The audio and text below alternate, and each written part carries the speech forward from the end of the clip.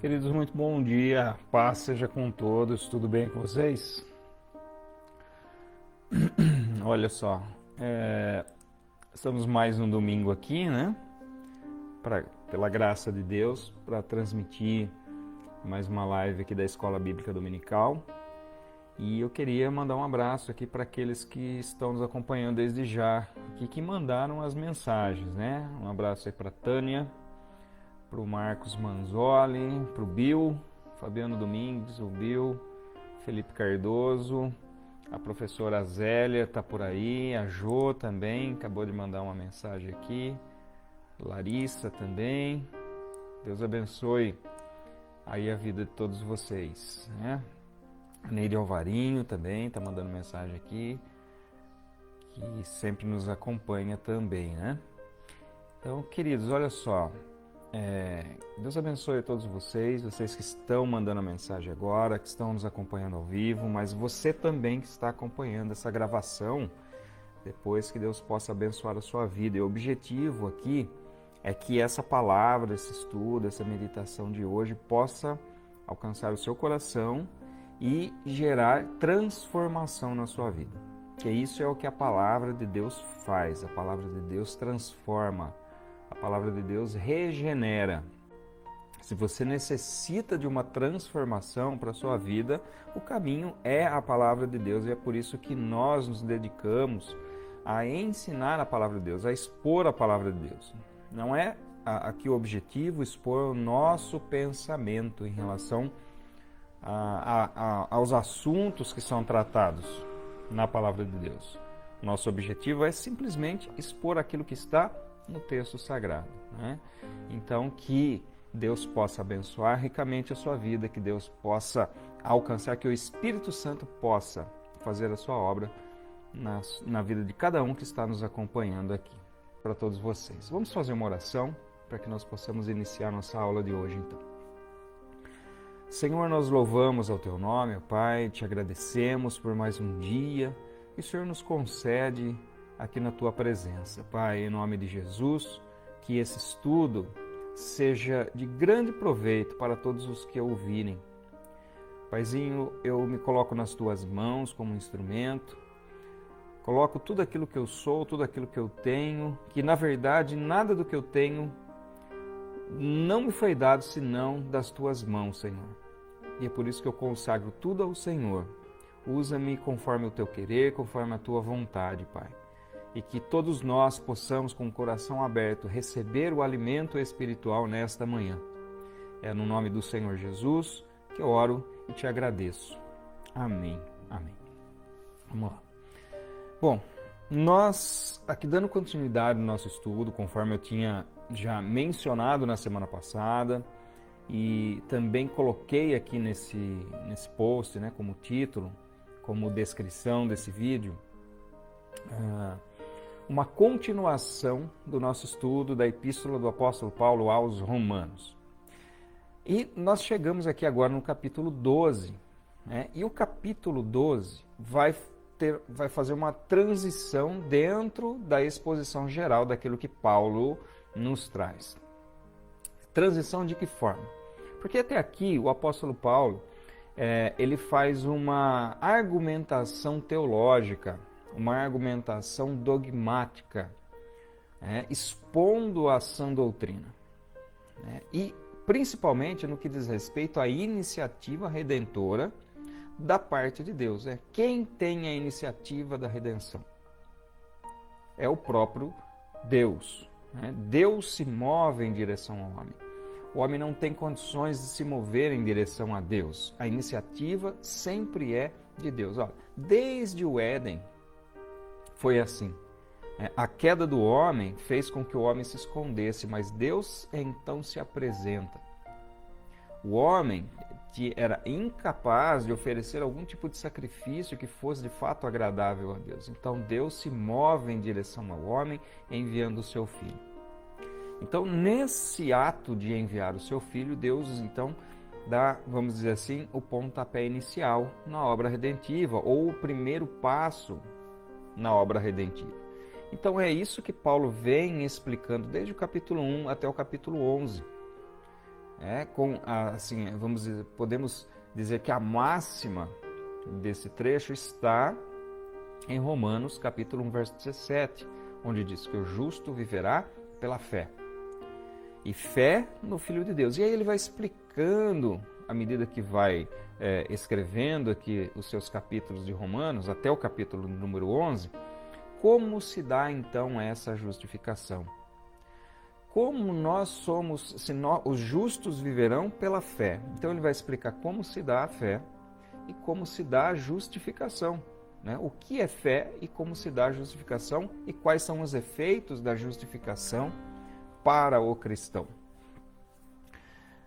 E agora, então, ele vai apresentar a concepção bíblica, a concepção cristã, daquilo que nós podemos chamar de resposta do homem à graça de Deus. Então, a graça de Deus que nos é dada, ela exige uma resposta. Muitas pessoas respondem de forma negativa a essa graça. Então ele vai agora mostrar qual é o efeito prático na vida daquele que já foi justificado. Então perceba que uma questão essencial para que a gente possa compreender aqui esse texto é que tudo isso deveria ser uma resposta natural. Uma resposta natural do cristão à ação redentora promovida por Deus e levada a efeito pelo nosso Senhor Jesus Cristo, operada no nosso coração pelo Espírito Santo. Então nós vemos a Trindade divina, a Triunidade divina, atuando naqueles que já foram justificados pela fé. Aliás, deixa eu só fazer um comentário aqui, né? Se vocês, à medida que nós formos falando aqui, se vocês quiserem, né? Podem mandar as suas mensagens aqui, perguntas, enfim, né? Aqui dá pra gente ir interagindo, tá? Caso vocês queiram fazer algum comentário e fazer alguma pergunta em relação ao texto de hoje. Bom, e uma das questões que é bastante interessante nesse texto, que já foi comentado por vários teólogos isso, é a sua estreita relação com a ética exposta no Sermão do Monte. Quando nós analisamos o conceito ético e moral exposto pelo Senhor Jesus no chamado Sermão da Montanha, aliás, muitas personalidades, mesmo não cristãs, detectaram a importância desse ensino do Sermão da Montanha para o cristianismo de uma forma geral, e não só para o cristianismo, para toda a humanidade, na verdade. Mas, claro, essencialmente aos cristãos. Mahatma Gandhi, por exemplo, chegou a dizer certa vez que se toda a escritura fosse perdida e o único texto que restasse fosse o Sermão do Monte, então nada haveria se perdido. É claro que o Sermão do Monte é uma parte da revelação das Escrituras, mas o que ele quis dizer com essa frase é a profundidade de ensinos que existe dentro do ensino desse sermão que Jesus pronunciou ali às margens do Mar da Galileia. E Paulo aqui, então, a partir de agora, ele reflete exatamente esse conjunto ético, esse conjunto moral, esses princípios que estão relacionados com o Sermão do Monte. E ele começa o texto dizendo o seguinte, então nós vamos fazer, eu vou fazer o seguinte, eu vou dividir em 3 partes essa aula, vou ler os versículos 1 e 2, depois do 3 ao 13 e depois do 14 ao 21. Então nós vamos dividir em blocos aqui para que a gente possa falar a respeito daquilo que Paulo traz, né? Então, aqui Romanos capítulo 12, versos 1 e 2, diz assim, portanto, irmãos, pelas misericórdias de Deus, peço que ofereçam o seu corpo como sacrifício vivo, santo e agradável a Deus. Este é o culto racional de vocês. E não vivam conforme os padrões desse mundo, mas deixem que Deus os transforme pela renovação da mente, para que possam experimentar qual é a boa, agradável e perfeita vontade de Deus. Então, eu vou começar aqui de trás para frente, começando com a boa, agradável e perfeita vontade de Deus. Todos nós, como cristãos, temos no nosso coração um desejo de agradar a Deus. E é comum nós dizermos que a vontade de Deus, ou orarmos, ou falarmos no sentido que a vontade de Deus seja feita na minha vida. E essa vontade, a palavra de Deus aqui nos diz que ela é boa, agradável e perfeita. E é por essa razão, obviamente, que nós a buscamos, que nós buscamos essa vontade. Que a vontade de Deus seja feita de fato nas nossas vidas. Não a minha, mas a vontade de Deus. Então esse é um ponto central, né?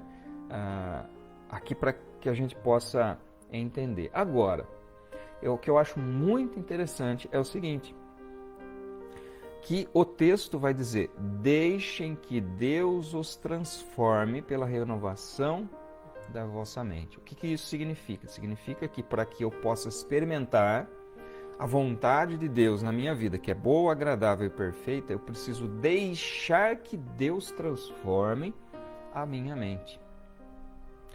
Todos os dias a transformação da nossa mente, a nossa transformação, pela renovação da nossa mente. Olha, aqui ele não está falando de pessoas que não conhecem a Deus e que precisam da regeneração, não. Ele está falando a respeito de pessoas já transformadas pelo Espírito Santo e que agora nós precisamos renovar constantemente a nossa mente para as coisas espirituais, para aquilo que vem da parte de Deus. E isso é uma atitude do ser humano. Então veja, Paulo expôs a iniciativa divina até o capítulo 11. Agora ele vai falar a respeito da resposta à graça de Deus sobre nós. Então aqui um primeiro ponto é que, apesar de que essa transformação ela ocorre de uma forma natural na vida do cristão, na vida do ser humano, é necessário que nós tenhamos uma atitude proativa dentro desse processo. Muitas pessoas vão dizer que o homem não tem ação nenhuma, ação zero, ou seja, naquilo que no destino da minha vida, naquilo que eu faço ou deixo de fazer, tudo isso não passa de determinação divina. E nós vimos aqui na leitura de Romanos, na leitura de todo o estudo de Romanos, aliás, quando nós falamos lá em Romanos 8, Romanos 9, que por muitas vezes é utilizado por alguns grupos para explicar a respeito do determinismo de Deus, ou seja, tudo aquilo que acontece no mundo, nada passa de determinação de Deus, ou seja, Deus determina inclusive o mal. Ou seja, nós não podemos fazer nada de bom e nada de mal sem que Deus nos determine a fazer determinada atitude. Senão, segundo esse entendimento, senão Deus não seria soberano, porque aí a nossa vontade prevaleceria sobre a soberania de Deus. Olha, vamos pensar o seguinte. A Bíblia nos diz: Deus quer que todos venham ao conhecimento da salvação. Muito bem, esse texto está dizendo o quê? Está dizendo que Deus quer que todos venham ao conhecimento da salvação. Agora, a pergunta em si: todos são salvos? A própria Bíblia diz que não.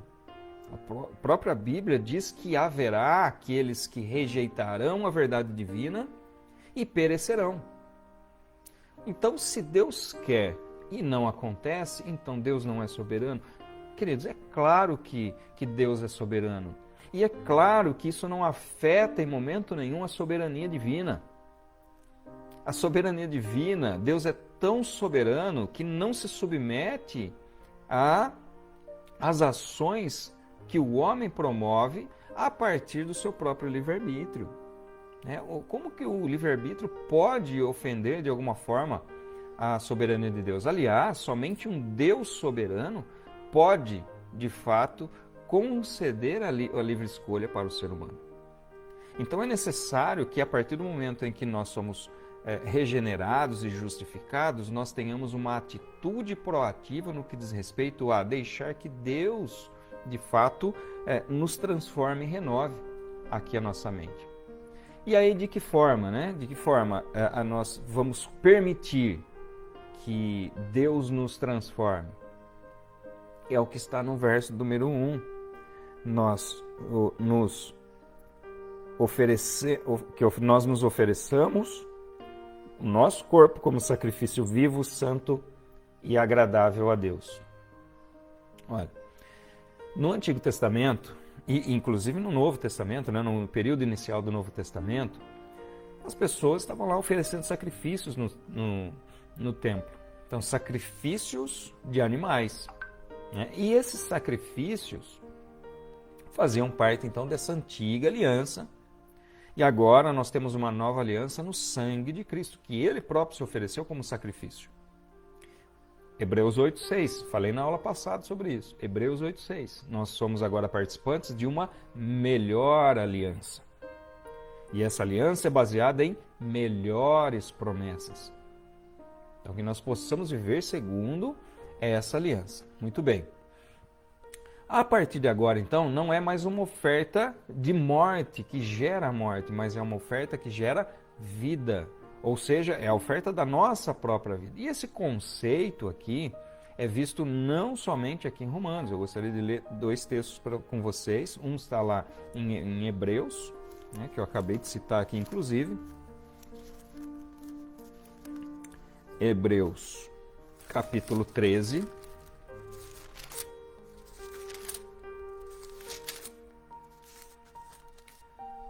Hebreus capítulo 13, verso de número 15. Olha só. Por meio de Jesus, pois, ofereçamos a Deus sempre sacrifício de louvor, que é o fruto de lábios que confessam o seu nome. Então perceba que aqui o nosso sacrifício de louvor, que é o que ele fala em Romanos como sacrifício vivo, santo e agradável, é um sacrifício de louvor que é o fruto dos lábios que confessam o seu nome. Então, lembra lá de Romanos 10? Aquele que professa com a boca e crê no coração. Então, esse é a confissão genuína, é a fé genuína no Filho de Deus. E outro texto está lá em 1 Pedro, primeira carta do apóstolo Pedro, no capítulo 2. Capítulo 2. Verso de número 5.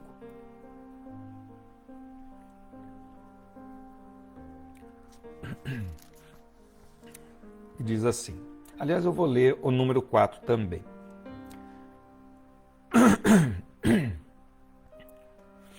Chegando-se a ele, a pedra que vive, rejeitada sim pelos homens, mas para com Deus eleita e preciosa. Também vocês, como pedras que vivem, são edificados casa espiritual para serem sacerdócio santo, a fim de oferecerem sacrifícios espirituais agradáveis a Deus por meio de Jesus Cristo. Então, olha só, aqui nesses 3 textos, de Romanos, de Hebreus e de 1 Pedro, o conceito é de oferecimento de sacrifícios. Esses sacrifícios eles são de natureza espiritual. Esses sacrifícios têm origem num coração que de fato, genuinamente, confessa ao Senhor Jesus como nosso Senhor e Salvador. Esse sacrifício vivo, ele é santo e agradável a Deus porque parte de um coração realmente já transformado, já regenerado, já justificado. Então eu vou voltar aqui nessa inversão do texto, né, Romanos 1 e 2, nós necessitamos agora que a vontade de Deus prevaleça sobre as nossas vidas. Para que essa vontade prevaleça, é necessário que nós permitamos que Deus renove a nossa mente, através da transformação. E de que forma nós vamos permitir que Deus nos transforme? Oferecendo a Deus um sacrifício vivo, santo e agradável a Deus. E tem um outro detalhezinho aqui. E aí vem, né, de que forma que nós podemos, de fato, genuinamente oferecer esse sacrifício vivo de um coração que genuinamente reconhece Jesus como nosso Senhor e Salvador. E aí vem uma palavrinha interessante que aparece aqui no grego, que é metamorfose, né? A palavra metamorfose, no grego, ela significa... deixa eu colocar aqui só, porque eu peguei a explicação aqui dessa palavra, né? Ela significa uma mudança completa de forma, natureza ou estrutura. É uma transformação, uma transmutação. O que isso significa? Significa que é uma inversão completa de sentido de vida. Um exemplo clássico aqui no que diz respeito à transformação, à metamorfose, é o exemplo da borboleta, que está na forma de lagarta e se transforma então em borboleta, uma transformação completa. Então o cristão ele passa por essa metamorfose também. É necessário que nós passemos por essa transformação para que nós possamos oferecer um sacrifício vivo e agradável a Deus. E aí existe uma condição para que nós sejamos completamente transformados, que é a não conformação com o padrão do mundo. No mundo hoje, o mundo moderno, né, dessa nova realidade que nós vivemos, existem vários conceitos que vão se transformando à medida que o tempo passa. E isso não necessariamente é ruim, em alguns aspectos é muito bom. Então, por exemplo, a transformação tecnológica que nós passamos. Olha, se não fosse a transformação tecnológica, esse avanço da tecnologia, nós não estaríamos aqui nesse momento fazendo essa transmissão, não é? Então, não necessariamente as transformações elas são ruins. Agora, existem transformações que o mundo passa, e aqui quando fala não vos conformeis com o mundo, é com o sistema corrupto que o mundo apresenta ao cristão. Então, o que o cristão não deve fazer é se conformar. O que é conformar? Né? É amoldar. Porque no nosso dia a dia nós somos levados quase que automaticamente a fazer aquilo, às vezes, que é politicamente correto. Você já deve ter ouvido esse termo. Né? Aquilo que é politicamente correto, aquilo que vai agradar as pessoas, um determinado grupo. Então, eu evitar, às vezes, certos confrontos simplesmente com o intuito de agradar um determinado grupo ou de não ofender um determinado grupo. Bom, sobre isso, essa questão da nossa reação ao mal, eu vou falar depois, na terceira parte aqui da nossa aula de hoje. Mas até que ponto essas transformações elas são benéficas? Até o ponto que ela não contraria, ou que elas não contrariam os princípios estabelecidos na palavra de Deus, os princípios eternos estabelecidos na palavra de Deus. Então, a não conformação com o mundo significa que nós devemos ser fiéis aos padrões que são estabelecidos aqui na Bíblia, na palavra de Deus. E nós temos um princípio aqui que, para que nós não nos conformemos, nós precisamos de duas coisas essenciais na nossa vida, na vida do cristão, que é a vigilância e a oração. Se nós tivermos uma vida de oração, se nós estivermos atentos, vigilantes, né? O que significa ser vigilante? Significa não ser negligente. Aliás, a negligência ela vai ser exposta aqui num outro, alguns versículos adiante aqui. Então nós não devemos ser negligentes, devemos ser vigilantes, estar atentos, estar sóbrios, estarmos sóbrios. E ter uma vida de oração, de leitura da palavra, de meditação, é isso que nós estamos fazendo aqui. E é por essa razão que, fazendo assim, e agora sim na sequência do texto, tendo uma vida de oração, tendo uma vida de vigilância, nós não vamos nos conformar com esse mundo. À medida que nós não nos conformamos com esse mundo e nos mantemos fiéis e íntegros àquilo que a palavra de Deus apresenta, nós temos a possibilidade e a condição de oferecermos o sacrifício vivo a Deus. Fazendo isso, nós não deixaremos, ou melhor, nós permitiremos que Deus nos transforme através da renovação da nossa mente, recebendo cada vez mais revelação, mais de Deus, mais revelações a respeito da palavra de Deus. Eu não estou falando revelação aqui no sentido de algo fora daquilo que Deus já apresentou, porque a revelação de Deus já está completa aqui na palavra. Não tem revelação nova. Nós simplesmente passamos a ser então iluminados e renovados por aquilo que a palavra de Deus nos diz, uma compreensão. Nós aumentamos então a nossa compreensão. E quando nós fazemos isso, então nós usufruímos da vontade de Deus na nossa vida, dessa vontade que é boa, agradável e perfeita. Apenas para pontuar algumas questões para eu ir para um próximo tópico.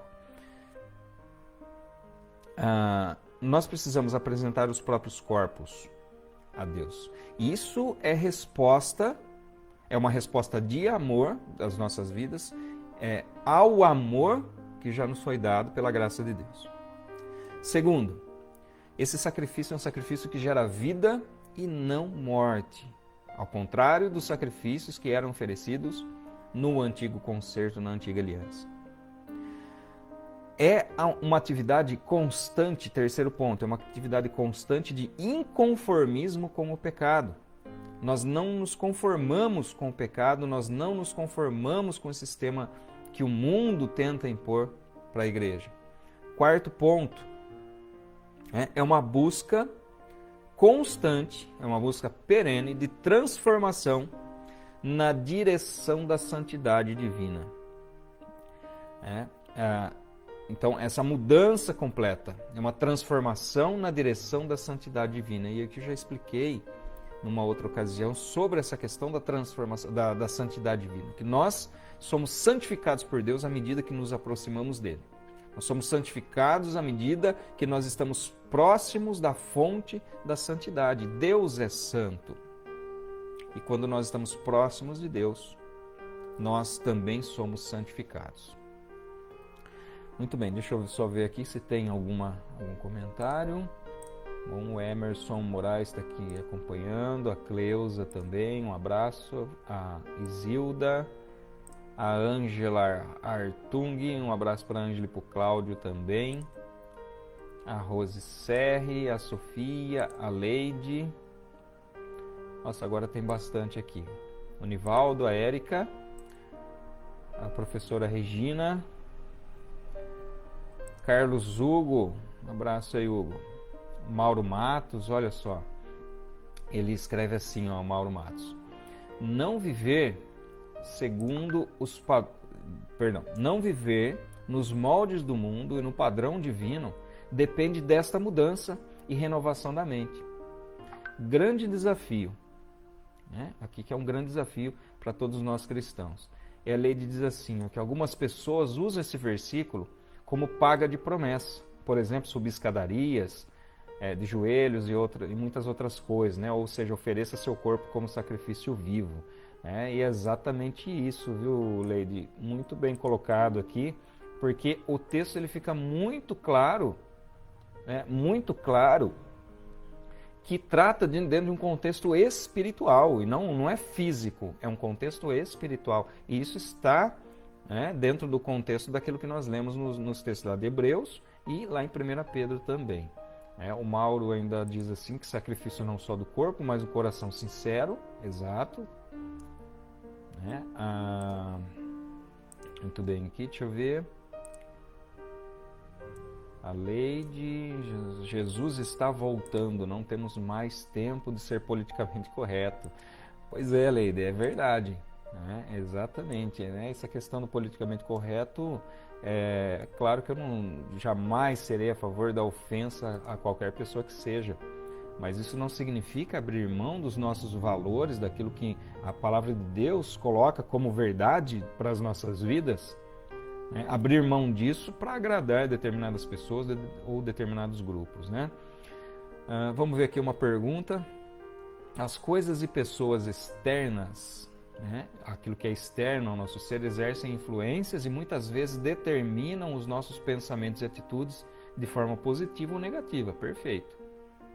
Como viver essa renovação e transformação da palavra de Deus na prática, de forma a não errarmos mais com estas influências? Então aqui, deixa eu tentar colocar de uma outra forma aqui.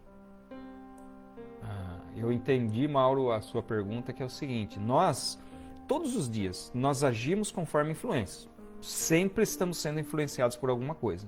Ou nós estamos sendo influenciados por uma ação maligna, ou nós estamos sendo influenciados por uma ação divina. E é claro que qual é a boa e qual é a má influência? Qual é a influência que nos levará a agirmos de forma correta, de acordo com a palavra de Deus? Obviamente que é a influência que vem de Deus.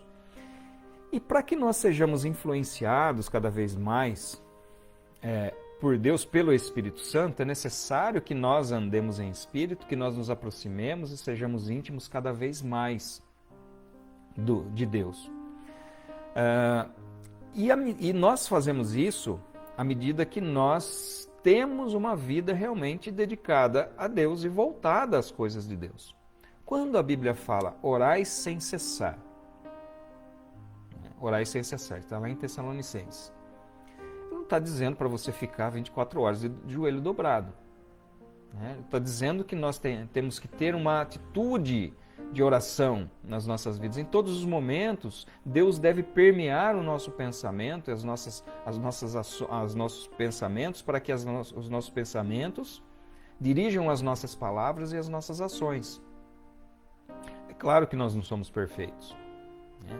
Mas quanto mais fazemos isso, quanto mais dedicamos a nossa vida, dedicamos uma vida de oração, quanto mais nós lemos e meditamos na palavra de Deus, quanto mais nós estamos rodeados de pessoas que agregam valores cristãos para as nossas vidas, e olha aí a importância da igreja, que eu vou falar agora no próximo ponto, né, da união do corpo de Cristo, a importância. Então, essas são algumas coisas ou algumas atitudes que nós podemos ter nas nossas vidas que facilitam, né, com que sejamos, então, com que sempre sejamos influenciados de forma positiva por aquilo que está de acordo com a palavra de Deus, né? Um abraço também para Antônia Duarte, que está nos acompanhando.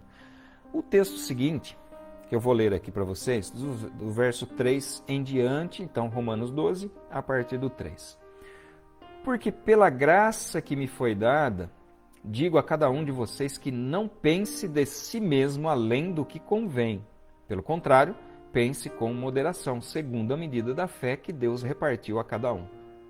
Porque assim como num só corpo temos muitos membros, mas nem todos os membros têm a mesma função, assim também nós, embora sejamos muitos, somos um só corpo em Cristo e membros uns dos outros. Temos, porém, diferentes dons, segundo a graça que nos foi dada. Se a profecia, seja segundo a proporção da fé. Se é ministério, dediquemo-nos ao ministério. O que ensina, dedique-se ao ensino. O que exorta, faça-o com dedicação. O que contribui, com generosidade. O que preside, com zelo. Quem exerce misericórdia, com alegria. O amor, seja sem hipocrisia. Odeiem o mal e apeguem-se ao bem. Amem uns aos outros com amor fraternal. Quanto à honra, deem sempre preferência aos outros. Quanto ao zelo, não sejam preguiçosos. Sejam fervorosos de espírito servindo ao Senhor. Alegre-se na esperança, sejam pacientes na tribulação e perseverem na oração. Ajudem a suprir as necessidades dos santos. Pratiquem a hospitalidade. Até aqui. Esse segundo ponto aqui. Bom, tem tanta coisa, mas na verdade, os versos 1 e 2 seriam conteúdo suficiente para a gente ficar somente falando a respeito desses dois versículos. E nos versículos seguintes, Paulo vai falar a respeito da unidade da igreja. E olha só que interessante, né? Porque lá em 1 Coríntios, capítulo 12, 1 Coríntios 12, verso 27, diz assim, ó, ora, vocês são o corpo de Cristo e individualmente membros desse corpo. Então, esse conceito de unidade, e eu vou ler Efésios também, esse conceito de unidade também é tratado em toda a Escritura. Efésios capítulo 3, eu vou ler aqui o verso 4 e 5. 4 e 5, ó.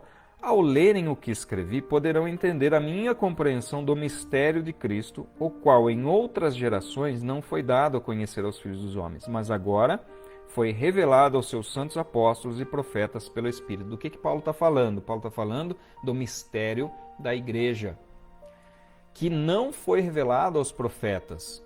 E é por isso que os profetas, quando profetizam, profetizam para Israel. Não é dito aos profetas a respeito desse período em que nós vivemos aqui, que é o período da igreja, que é caracterizado pela união em um só corpo de todos aqueles que fazem parte, então, desse grupo. No capítulo 4, Efésios 4, 15 e 16. Mas, seguindo a verdade em amor, cresçamos em tudo naquele que é o cabeça, Cristo, de quem todo o corpo, bem ajustado e consolidado, pelo auxílio de todas as juntas, segundo a justa cooperação de cada parte, efetua o seu próprio crescimento para a edificação de si mesmo em amor. Olha só, nós somos um corpo, somos um só corpo, e nós trabalhamos e edificamos para que esse corpo como um todo seja saudável. Nós já não agimos mais de forma individual, a salvação é individual, mas enquanto membros do corpo de Cristo, agora precisamos ter a compreensão de que nós não agimos mais por conta própria, mas que nós temos uma... ao mesmo tempo é uma obrigação e um privilégio, e eu vou explicar por que obrigação e privilégio. É uma obrigação e um privilégio nós agirmos em conjunto, porque agora nós somos um corpo, movido pela cabeça que é Cristo, mas como corpo, cada um sendo um membro desse corpo, agindo em conjunto para a operação do corpo. Imagine você, olha só a analogia que o apóstolo Paulo está fazendo aqui, não só aqui em Romanos, mas em Coríntios e depois lá em Efésios, que ele traz esse assunto sempre à tona. O nosso corpo, existem vários órgãos e nós sabemos que cada órgão tem uma função. E todos eles operam para que o corpo todo seja saudável. Ninguém opera simplesmente por si mesmo. E se nós temos algum tipo de problema em algum desses órgãos, o corpo todo sofre com isso, através de determinados sintomas, dor de cabeça, febre, enfim, de uma forma geral, dores de uma forma geral. Assim, nós precisamos ter o entendimento. Veja o que Paulo falou lá em Efésios. Olha, assim como eu tive o entendimento, esse conhecimento a respeito desse mistério que havia sido oculto, mas que agora foi revelado, que nós possamos também ter esse entendimento de que agora nós auxiliamos uns aos outros, não vivemos mais somente para nós, mas que através dos dons que nos foram dados, nós sejamos úteis ao corpo como um todo. Então, por que eu falo que é ao mesmo tempo um privilégio e uma obrigação? Porque é um privilégio eu ser abençoado por outros irmãos. Naquilo que eu sou fraco, o meu irmão me auxilia, o meu irmão me ajuda. E é um privilégio, aliás, é uma obrigação, por quê? Porque eu tenho uma obrigação também com o próximo, com o outro, com o meu irmão. Aquele, às vezes, que está em necessidade, seja material, seja espiritual, essa obrigação que nós temos, assim como Paulo diz, de carregar a carga uns dos outros, de ajudar aquele que é fraco. Então essa é a obrigação de cada um de nós como corpo de Cristo.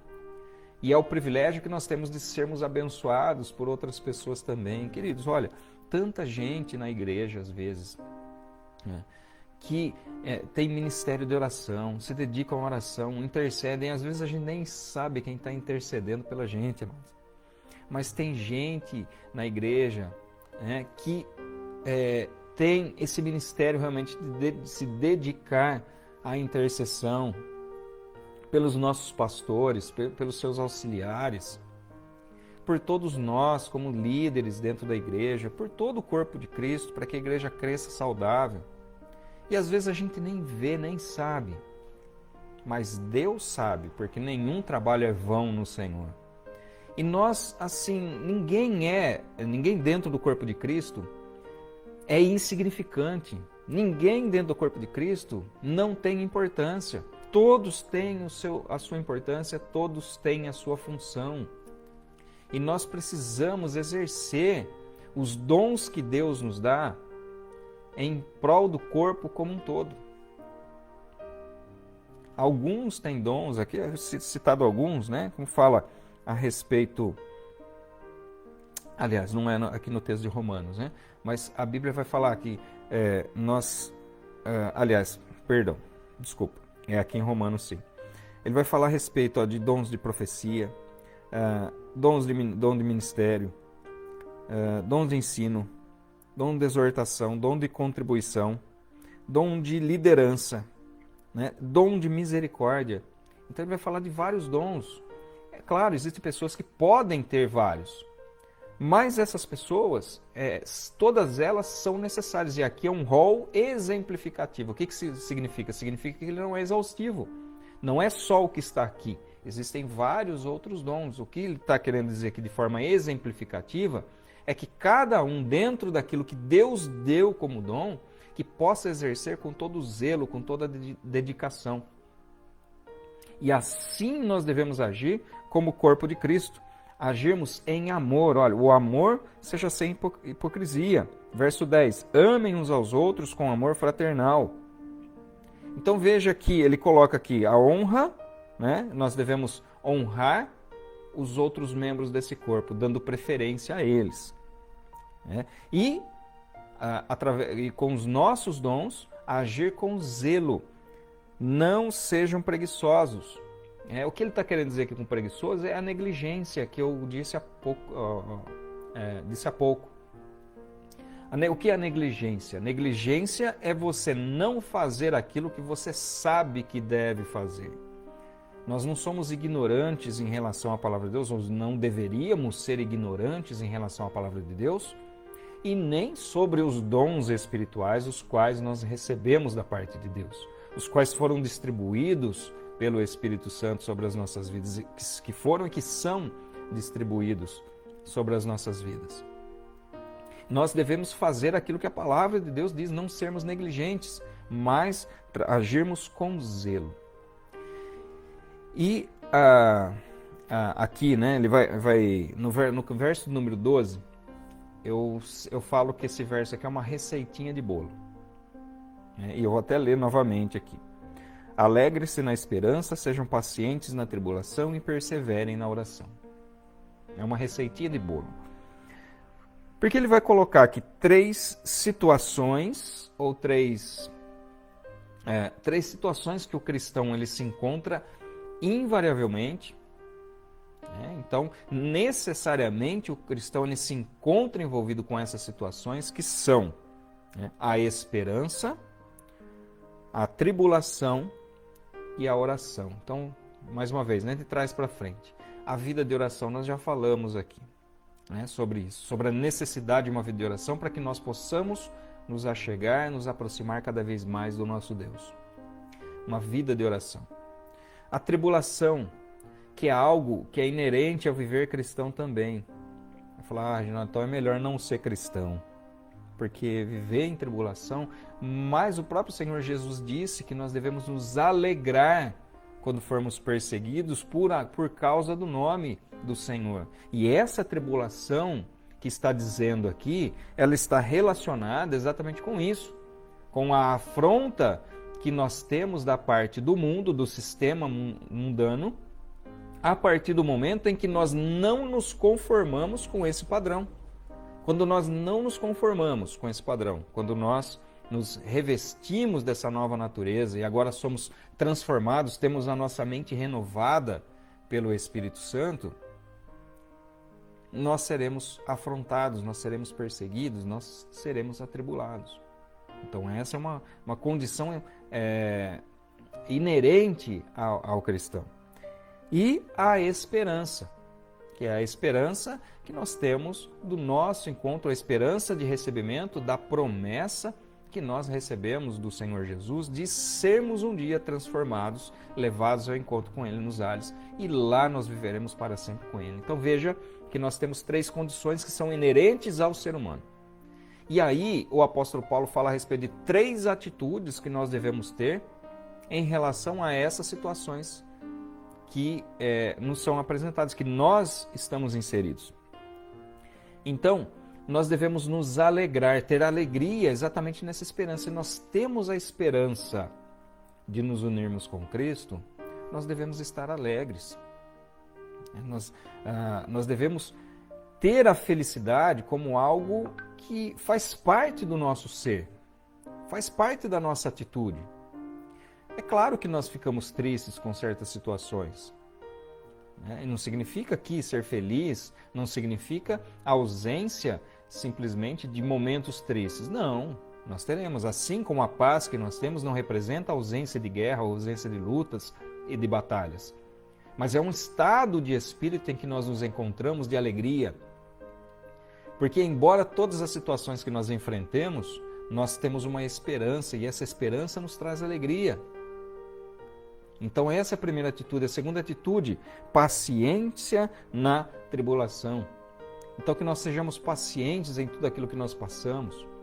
Que nós tenhamos a compreensão mais ampla, uma compreensão macro de tudo aquilo que está de fato descrito na palavra de Deus em relação àquilo que está nos sobrevindo nesse momento, que nós estamos enfrentando nesse momento. E o terceiro, perseverança. Então veja, a receitinha de bolo que eu falo é o seguinte: nós precisamos estar constantemente alegres em função exatamente da esperança que nós temos. Nós devemos ser pacientes na tribulação, então a paciência em relação às situações difíceis que às vezes nós enfrentamos. E perseverança. Então alegria, paciência e perseverança. Devemos ser perseverantes em uma vida de oração, para que nós possamos realmente agradar a Deus e fazer a vontade de Deus. Amém? Antes de eu fazer a leitura do último trecho aqui, deixa eu ver se tem mais algum comentário sobre isso. Amém. O Carlos Oliveira também que está mandando um abraço. O Bill está dizendo assim, só não podemos dizer que todas as nossas falhas são por influência maligna, pois nós que tomamos nossa decisão e muitas vezes elas são tomadas para satisfazer nossa concupiscência humana. Perfeito, Bill. Tiago 1,14. Está escrito lá, abre lá, Tiago 1,14. Nós somos, quando somos tentados, somos atraídos e envolvidos pela nossa própria concupiscência, ou nosso próprio desejo carnal. Às vezes nós temos a tendência ou culpa a Deus ou culpa o diabo, E na verdade são os nossos próprios desejos, as nossas próprias paixões, que nós somos atraídos por ela, envolvidos por ela, e aí dá à luz então o pecado. Muito bom, Bill. Obrigado. Ricardo Politi, um abraço, Ricardo Politi. Daqui a pouco, programa Escola Bíblica Dominical no ar, lá com o Ricardo Politi, o André Davanço e eu. Ele diz assim, deixa eu ver aqui, entrou uns emoticons na frente do que ele está dizendo aqui. Sou fã do meu amigo. Ok, isso foi um elogio aqui, obrigado, Ricardo. Deixa eu ver, a Sueli também aqui nos acompanhando. Deus abençoe. O Emerson Moraes, também um abraço para o Emerson.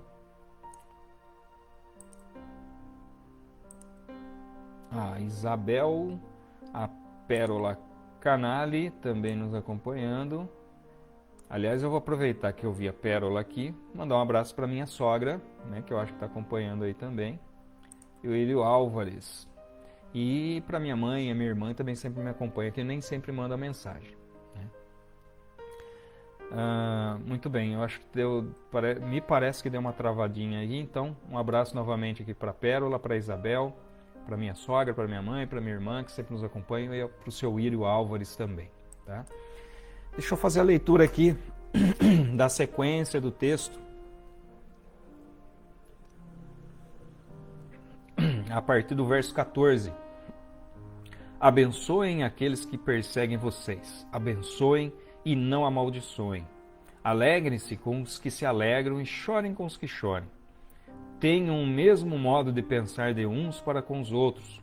Em vez de serem orgulhosos, sejam solidários com os humildes. Não sejam sábios aos seus próprios olhos. Não paguem a ninguém mal por mal. Procurem fazer o bem diante de todos. Se possível, no que depender de vocês, vivam em paz com todas as pessoas. Meus amados, não façam justiça com as próprias mãos, mas deem lugar à ira de Deus, pois está escrito: a mim pertence a vingança. Eu é que retribuirei, diz o Senhor. Façam o contrário. Se o seu inimigo tiver fome, dê-lhe de comer, e se tiver sede, dê-lhe de beber, porque fazendo isso você amontoará brasas vivas sobre a cabeça dele. Não se deixe vencer pelo mal, mas vença o mal com o bem. Olha, nós já estamos indo para os minutos finais aqui da nossa aula, mas eu não poderia encerrar essa aula sem dar uma explicação a respeito disso.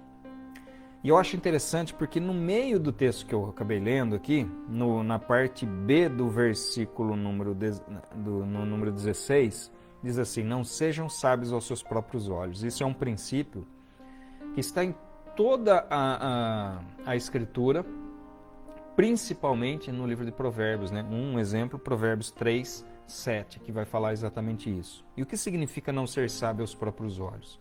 É você não se pautar no seu próprio entendimento, mas permitir que Deus faça aquela transformação. Veja que está tudo interligado aqui o que Paulo está escrevendo. Não existe texto jogado e isolado. Está tudo relacionado. É uma sequência de raciocínio que o apóstolo Paulo nos apresenta. Então, a partir do momento que nós permitimos que Deus transforme a nossa mente, renove a nossa mente, nós já não vamos agir mais segundo os padrões do mundo. E qual é o padrão do mundo em relação àquele que nos faz mal? É olho por olho, dente por dente, aquilo que está inclusive na lei, na antiga aliança, no antigo concerto, mas que o Senhor Jesus agora disse: não será assim com vocês. Mais uma vez nós vemos aqui a estreita relação daquilo que Paulo prega com o Sermão do Monte, que o Senhor Jesus estava dizendo. E ele vai dizer: não vai amaldiçoar aqueles que perseguem vocês, mas vocês devem abençoar. E lá no 20, né, se o seu inimigo tiver fome, dê de comer, se tiver sede, dê de beber. Olha, é fácil fazer isso? É fácil agir dessa forma? É claro que não é fácil. E é por isso que nós dependemos de Deus. E é por isso que nós não devemos ser sábios aos nossos próprios olhos, mas ter como base da nossa conduta, das nossas palavras, das nossas ações, a sabedoria que vem do alto, a atuação ou a influência do Espírito Santo sobre as nossas vidas. Alguém pode dizer o seguinte, falar: Reginaldo, mas não dá, né? Porque você não sabe o que eu passei, você não sabe aquilo que me fizeram. E eu, até esses dias, estava comentando com alguns alunos do curso de teologia sobre essa questão. E é claro que eu compreendo perfeitamente as situações. Eu até expus um exemplo da minha própria vida em relação a essa questão. Às vezes a dificuldade que a gente tem de agir de acordo com aquilo que a palavra diz. Mas perceba que a dificuldade de agir de acordo com aquilo que a palavra diz não invalida o mandamento divino. Eu não posso alegar e falar: eu não consigo porque eu não posso agir assim. Não. A palavra de Deus nos diz que Deus nos dá todos os mecanismos, todos os meios para que nós possamos agir segundo aquilo que está nas Escrituras. Então não posso dar essa desculpa de falar assim: aí esse tipo de coisa me afetar. Ela pode, durante um tempo, pode até permear a nossa mente, o nosso coração, encher o nosso coração, às vezes, de rancor, de mágoa em relação a algo que alguém nos fez. Agora, eu te pergunto, quando nós temos rancor e mágoa de alguém, nós estamos prejudicando a quem? Nós estamos prejudicando essa pessoa que nos fez mal, essa pessoa que nos perseguiu? Nós estamos prejudicando a nós mesmos. Alguém disse certa vez que a mágoa e a falta de perdão é como se você tomasse um veneno esperando que o outro morresse. Então nós não podemos nos envenenar com isso, mas termos a confiança que a justiça de Deus ela é perfeita. Olha só, a mim pertence a vingança, eu é que retribuirei, diz o Senhor. Então aqui nós estamos falando na vingança de Deus, no que diz respeito à justiça retributiva de Deus, ou a ira que recairá sobre aqueles que fazem o mal, sobre aqueles que praticam o mal. Mas eu não posso me colocar na condição de juiz. Quando eu sentencio, quando eu amaldiçoo alguém, eu estou fazendo o papel de juiz e esse papel não me cabe. O texto é muito claro, o Senhor Jesus explicou, o apóstolo Paulo está dizendo que nós devemos agir pagando o mal com o bem. E tem um texto que eu acho interessante, o verso 18. Se possível, no que depender de vocês, vivam em paz com todas as pessoas. Olha só, tem algumas versões que trazem, se possível, vivam em paz com todos. Simples assim. Essa versão eu acho interessante porque ele traz o conceito daquilo que Paulo está dizendo. Porque algumas pessoas olham para isso e falam, então se possível, quer dizer que nem sempre é possível. Não é isso que o texto está dizendo, não. O texto está dizendo o seguinte, no que depender de vocês. Então, se possível, por quê? Porque muitas vezes depende do outro também. Então, no que diz respeito a nós, no que depende de nós, viva em paz com todos. Ele coloca o se possível, por quê? Porque nós não podemos mudar, nós mesmos mudar aquilo que a outra pessoa é, ou aquilo que a outra pessoa sente. Então, é nesse sentido que o apóstolo Paulo diz aqui. Bom, enfim, ele encerra aqui o capítulo 12, dizendo, não se deixe vencer pelo mal, mas vença o mal com o bem. E nós só venceremos o mal com o bem a partir do momento em que nós nos deixarmos dominar, nos deixarmos conduzir e fazer uma realidade nas nossas vidas aquilo que às vezes nós declaramos com a nossa boca. O Senhor, Jesus é o meu Senhor e Salvador. Se Ele é Senhor, Ele é dono. Se Ele é Senhor, é Ele quem manda. E o que Ele está mandando aqui, e nós, Ele sendo Senhor e nós servos, o servo apenas obedece. O servo apenas procura fazer aquilo que o seu Senhor manda. Essa é a nossa atitude. Muito bem, encerrando aqui, eu gostaria de agradecer a todos que estiveram, aqui conosco. A minha sogra mandou uma mensagem aqui também, Dona Letícia. Dona Letícia, estou mandando um abraço para a senhora, depois a senhora não vai ficar brava comigo, hein? Mauro Matos ainda acrescenta, esperança, paciência e perseverança. Difícil exercer e ter atitudes diante dos desafios, se não for por fé. Perfeito. Por isso que Romanos 1,17, o justo viverá por fé. Se não for por fé, não tem como. A Cleusa diz, não é fácil, mas aí que mostramos o viver em Cristo. Perfeito. Muito bom a explicação, Dona Lúcia. Muito bem, queridos. Olha, que Deus abençoe a todos vocês. Eu desejo um domingo abençoado a todos. Lembrando que hoje, agora às 11 horas e 30 minutos, pela Gospel FM 90,7, o programa Escola Bíblica Dominical no ar. E às 19 horas, o culto de bênção no seu lar. Um culto transmitido pelas redes sociais, IEQ Araras, Instagram e Facebook às 19 horas. Não percam, será uma grande bênção com certeza. E antes de fazer a oração, agora me veio à mente aqui algo que eu acabei esquecendo de comentar aqui com vocês, porque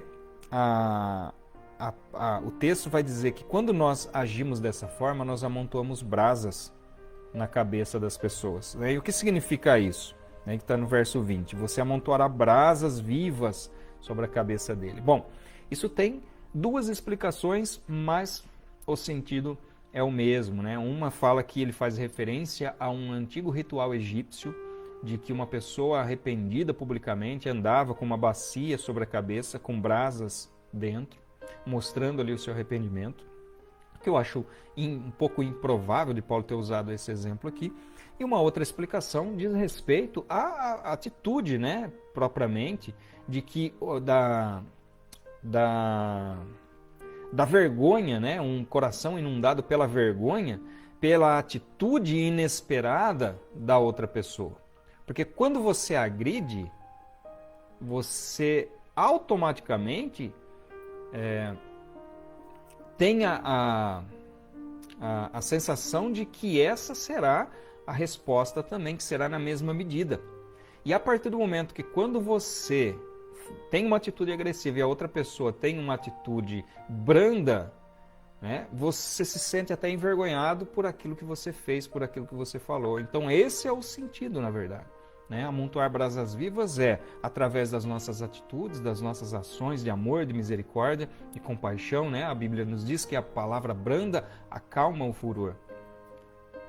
Através dessas nossas atitudes, essa pessoa que nos fez o mal, que nos perseguiu, pode, não que necessariamente isso vai acontecer, mas que ela pode, né, amontoar sobre a sua cabeça brasas vivas, ou seja, se sentir envergonhado e constrangido, e ver ali então a face de Cristo, e ter também a possibilidade de conhecer esse mesmo Deus que nós conhecemos. Amém? Então vamos fazer uma oração para encerrar nossa aula.